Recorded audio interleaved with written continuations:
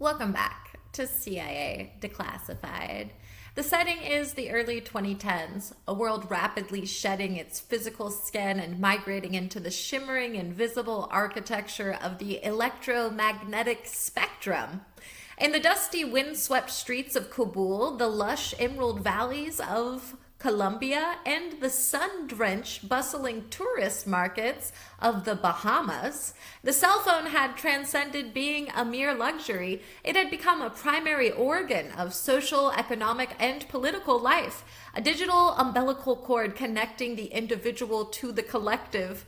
But as the world's population embraced the convenience of the mobile revolution, they were unknowingly walking into a global acoustic trap.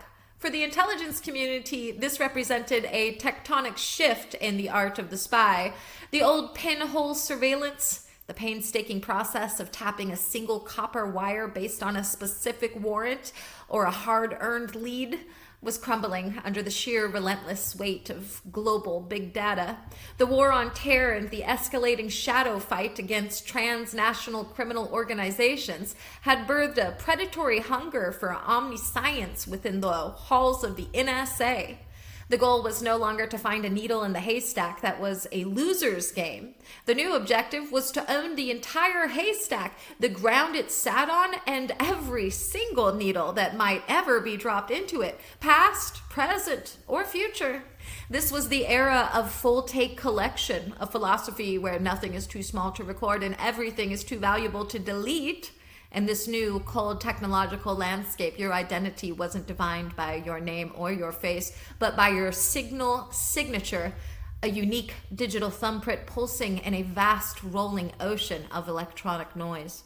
Imagine a windowless, high-security data center cooled by a massive industrial fans and hummed by tens of thousands of servers located in a high-desert facility thousands of miles away from the target nation.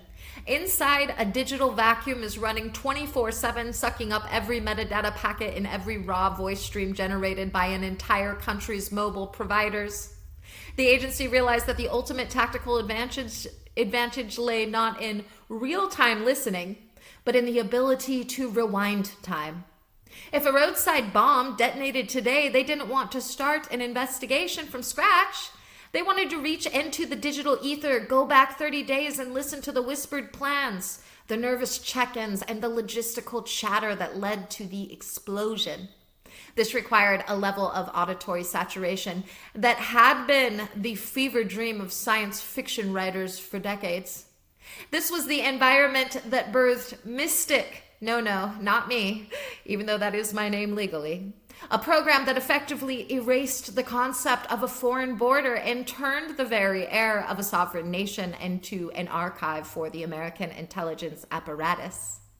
The designation Mystic follows the internal logic of the NSA Special Source Operations. While many assume the name implies something magical, it is actually a cover term selected for its lack of descriptive value, though it grew out of the Somal-Get subprogram. The Mystic name was chosen to encompass a suite of tools designed to bypass the encryption barrier of foreign telecommunications. It refers to the mysterious ability of the agency to present a complete record of conversation even when they weren't on the line during the actual call. The name is a nod to the oracle nature of the system. Ask it a question about a person's past, and the machine provides the answer with perfect digital recall. We are quantifying the end of privacy. Here is the inventory of the Mystic Signal Intelligence Suite. Mystic achieved full-take audio interception in at least 5 different countries simultaneously. The program utilized a sub-tool known as Retro, which allowed analysts to rewind up to 30 days of a nation's history. Records show the NSA used Mystic to record over 100 million call metadata records per day in Mexico. The agency deployed buffering servers capable of holding billions of minutes of voice audio. Documentation confirms that the Bahamas was used as a test bed for the whole country interception. Mystic utilized fiber optic taps placed directly on the undersea cables connecting target nations. The project integrated with the DIA to provide real-time targeting for special operations raids. Records verified that Mystic could identify specific individuals based on their voice print regardless of which phone they used. Internal memos show the NSA referred to the collection of whole country audio as a high-value asset. The program bypassed the legal requirements of the target nations by operating from international waters or clandestine sites. Documentation shows that Mystic was used to track the social network of drug cartels in the Philippines. The project utilized cloud computing architectures to sort through petabytes of voice data. Records confirm that Mystic trained analysts used keyword triggers to automatically flag sensitive conversations. The agency shared filtered data from Mystic with the GCHQ in the United Kingdom. Documentation indicates that Mystic was authorized under the Executive Order 12333 framework. The project caused significant diplomatic tension when its existence was leaked in 2014. Records show the NSA developed speech-to-text algorithms specifically to index the audio gathered by Mystic. The program operated under a secret agreement with certain private telecommunications firms. Documentation confirms that Mystic could map the geographic density of cellular usage to find hidden insurgent camps. The project utilized automated translation tools to process calls in over 30 different languages. Internal audits reveal that Mystic cost hundreds of millions of dollars annually in data storage alone. Mystic targeted the GSM core networks of target nations to intercept calls at the switch level. Records show the program could reconstruct deleted text messages if they were cached in the provider's transit buffer. The agency used Mystic to monitor the private communications of foreign heads of state during trade negotiations. Documentation verifies that Mystic could track the IMEI numbers of handsets even when SIM cards were swapped. The program utilized backdoor vulnerabilities in Chinese manufactured networking hardware. Records show the NSA established data mining outposts in Kenya to support Mystic operations in East Africa. The project monitored emergency service frequencies to anticipate local government responses. Internal documents reveal that Mystic provided the primary intelligence for the capture or kill list in Yemen. The agency used voice stress analysis software to prioritize which intercepted calls were listened to by humans. Mystic captured voicemail inboxes by intercepting the signaling protocols used to access them. Records show the program could hot mic certain older handsets, turning them into ambient microphones. Documentation confirms that Mystic data was used to create psychological profiles of entire insurgent factions. The project intercepted bank-by-phone transactions to track illicit funding flows. Records verify that Mystic could distinguish between human speech and automated recordings to filter noise. The agency used Mystic to cross-reference phone numbers with social media handles scraped from the open web. Documentation shows the program monitored roaming agreements to track targets moving across international borders.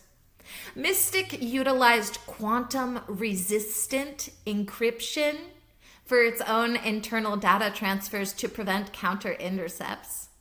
Records indicate the program used machine learning to detect coded language used by organized crime groups. The project intercepted satellite phone uplinks in regions where terrestrial towers were unavailable. Internal memos show that Mystic was considered the crown jewel of the NSA's International Signals Intelligence mission.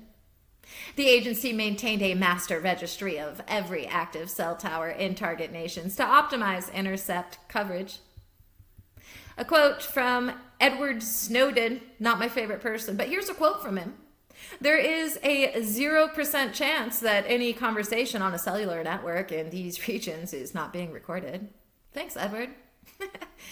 Here's a quote that's a declassified internal NSA strategic document. "The value of full take is that you don't know what you need to know until it's too late to start listening." And here's a quote from a redacted former NSA analyst on the retro capability. We are effectively a time machine. We can go back and listen to the plans before they were even executed. Then we have a quote from General Keith Alexander, former director of the NSA. Collecting the haystack is the only way to ensure the needle has nowhere to hide. Here's a quote. It's a declassified NSA technical briefing. Mystic is the ultimate insurance policy against the unknown. It ensures the archive of our enemies is more complete than their own memories. A quote attributed to an anonymous SSO officer. In the digital age, a border is nothing more than a line of code we haven't rewritten yet. And then here's an extract from a leaked 2013 internal audit. If you are breathing and holding a mobile device in a Mystic active zone, you are an involuntary contributor to the United States National Security Database. End quote. The most sensitive files regarding Mystic are sealed at the Snohomish Superior Courthouse. The most sensitive files regarding Mystic are buried under United States Code Section 798, which criminalizes the disclosure of classified cryptographic or communication intelligence. The most heavily redacted document is titled Mystic S, Operational Partnerships and Physical Tapping Locations. This file is approximately 600 pages long, with nearly 90% of the content obscured by heavy black bars. And if you're wondering, why are we hearing about this if it was just an NSA project? It works like this, ladies and gentlemen. The CIA is on the tippy top. The FBI, if the CIA says don't do that, the FBI can't do that. The NSA, they're like, look, we invented this. You can use it, CIA. And the CIA is like, oh, okay, thank you. But the CIA doesn't even need the NSA. Anyway, okay, back to the episode. Specifically, the most dense redactions occur in Annex C, corporate cooperation and hardware interdiction, where nearly 120 consecutive pages are completely blacked out. What is being hidden? My speculation is that these redactions protect the host company list. While we talk about undersea taps, the redacted sections likely contain the names of US-based technology giants and European telecom providers who didn't just cooperate, but actually built backdoors directly into the hardware they sold to foreign nations. If revealed, this would prove that the global cellular infrastructure is a Trojan horse. My theory is that the B3 redactions protect the exact coordinates of tapping stations located within ostensibly neutral or allied countries, proving that the US is systematically spying on its own friends to ensure they remain friends. When the machine hears everything, the whispers become legend. For instance, there's the domestic mirror theory. Some speculate that Mystic isn't just for foreign nations, but that a mirrored node exists for the domestic United States network. Proponents suggest the agency uses the same full-take hardware on domestic carriers, simply routing the data through foreign servers to bypass legal restrictions on domestic spying. Then there's the predictive behavior speculation. This is a theory that Mystic uses machine learning to not just record the past, but to simulate the future. By analyzing the total communication patterns of a population, the machine can supposedly predict where a riot or an uprising will occur before the participants even decide to meet, allowing for preemptive suppression. And then there's the subliminal injection theory, a darker theory which suggests that the Mystic infrastructure allows the agency to inject subtle high-frequency signals into cellular audio streams. These signals supposedly act as mood stabilizers or irritants to subtly influence the emotional state of an entire nation during key political moments. And then there is the master key speculation. Some believe Mystic has expanded into the Internet of Things using the same buffering logic to record audio from smart home devices and connected vehicles globally, turning every smart device into a potential node in the Mystic network. So was Mystic a success? Oh yes, I'm definitely a success. Tactically, It was a total information overmatch. The agency achieved what was previously impossible: the elimination of intelligence gaps. Tactically, Mystic allowed for the retroactive tracking of terrorists and criminals with 100% accuracy. Just like me, 100% accuracy. If a person was identified as a threat, their entire social network was mapped in seconds. The ability to look back provided a context that manual surveillance could never achieve. It turned the signal environment into a transparent glass box. Field commanders no longer had to wait for a suspect to make a mistake. They could simply search the archive for mistakes already made. This fundamentally changed the speed of warfare, allowing the military to strike targets with surgical precision based on weeks of recorded behavioral patterns that the targets themselves had long forgotten. Strategically, it was a diplomatic nuclear option. While it provided unparalleled security data, the strategic cost was the erosion of trust in the global digital economy. When the world realized that made in America technology came with a global ear, it accelerated the development of sovereign intranets and end-to-end encryption, which eventually began to blind the agency once again, allegedly. It was a strategic victory, owning the world's conversations at the cost of the world's willingness to communicate openly. By proving that no border could stop an American censor, the U.S. inadvertently incentivized its rivals to build entirely separate non-Western infrastructures, potentially leading to a digital iron curtain that divides the global internet. The strategic long game was sacrificed for immediate tactical dominance, a trade-off that is still being debated in the highest levels of the intelligence community. As far as operational and technological breakthroughs go, I've had a few. Like full-take buffering architecture, the development of massive high-speed storage systems that can record and index petabytes of streaming audio in real time. This architecture is the backbone for modern big data analytics. The same storage and sort logic is now used by global tech firms for voice assistant training and by financial institutions for real-time fraud detection across millions of transactions. Within the intelligence community, this is used by the NGA to manage massive streams of satellite imagery, allowing for temporal analysis of physical changes in the Earth's surface over time. Automated voice print identification, the perfection of algorithms that can identify a unique human voice in a crowd of millions, regardless of the quality of the connection. This is now used in biometric security and customer service authentication. Within the military, voice printing is a critical tool for HVT identification on the battlefield. Special operations teams use these algorithms to verify that the person they are tracking in a radio-dense environment is indeed the high-value target they are hunting, reducing collateral damage and increasing mission success rates. Retroactive signal analysis. The ability to use historical metadata to reconstruct movement patterns of a target through cell tower triangulation.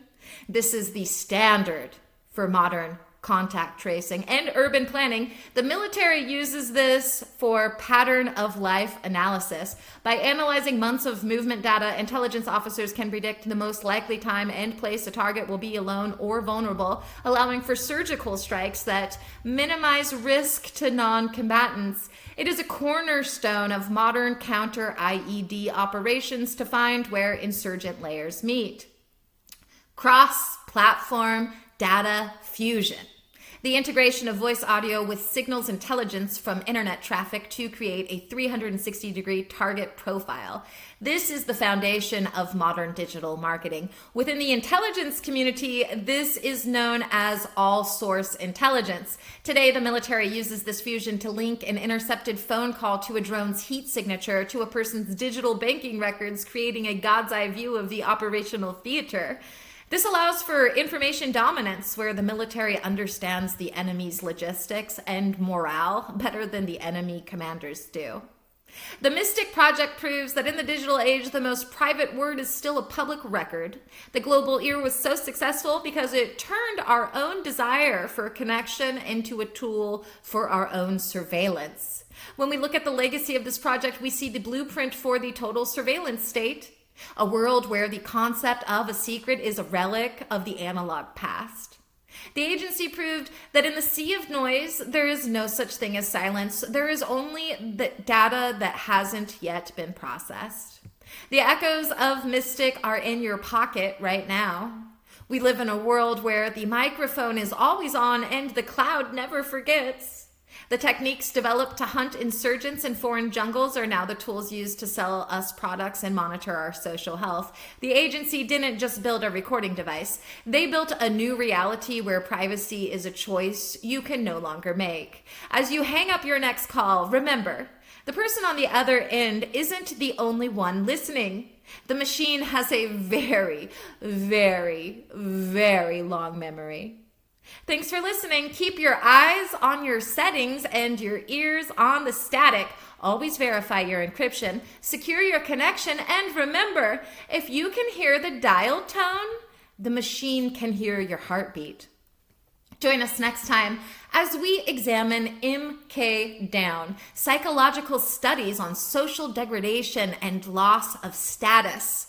The social front, the laboratory of the human ego. When the state wants to break a man without leaving a bruise, it turns to the status scalpel. We'll uncover the cold cruelty of MK Down, the secret psychological studies that mapped how social degradation and the loss of status can dismantle a human personality. It's a story of identity stripping and ego collapse, where the weapon is the opinion of others. Join us next time for The Broken Mirror. In the meantime, I'll see you in the archives.